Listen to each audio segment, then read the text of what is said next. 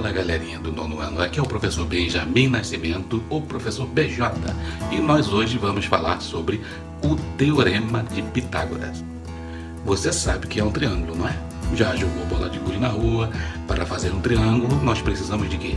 3 pontinhos distintos que não estejam sobre a mesma linha reta. Ligando estes 3 pontinhos nós formamos o triângulo. Cada segmento que nós traçamos é chamado de lado, e é por isso que o triângulo também pode ser chamado de trilátero, porque ele tem 3 lados.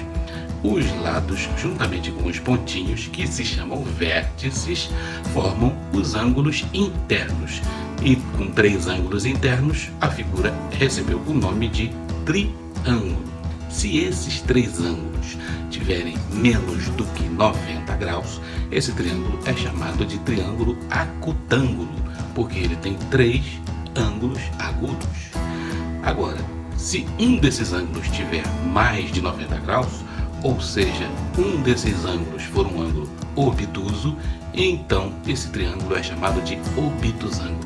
Ah, mas se um deles tiver um ângulo de 90 graus, ou seja, um ângulo reto, então esse triângulo é chamado de triângulo retângulo. Há muito tempo atrás, lá na Grécia Antiga, viveu um homem chamado Pitágoras, Pitágoras de Samos. Pois é, o Pitágoras era um camarada muito esquisito. Ele fundou uma seita onde se veneravam os números, e nas suas viagens ele andou pelo Egito. Lá no Egito você sabe que tem o quê? Pirâmides, não é? E o Pitágoras ficava impressionado como aquelas pirâmides que tinham bases quadradas, tinham ângulos perfeitamente retos em cada canto, como os egípcios conseguiam fazer aquilo. E ele descobriu que esse triângulo retângulo, que tem um ângulo medindo 90 graus, possui um lado maior do que os outros. Esse lado fica sempre de frente para esse ângulo reto, o ângulo de 90 graus. Ele batizou este lado com o nome de hipotenusa, e os outros 2 que eram menores, ele os chamou de catetos. Ele começou agora a se debruçar sobre esse triângulo e percebeu uma relação matemática entre as suas medidas, as medidas dos lados desse triângulo. E ele percebeu que se ele fizesse um quadrado com a medida de lado igual à medida da hipotenusa e fizesse 2 outros quadrados com os lados medindo respectivamente a medida de cada cateto, ele teria quadrados com uma relação matemática muito interessante. A área do quadrado maior é exatamente a soma das áreas dos 2 quadrados menores. Em outras palavras, o quadrado da hipotenusa é igual à soma dos quadrados dos catetos.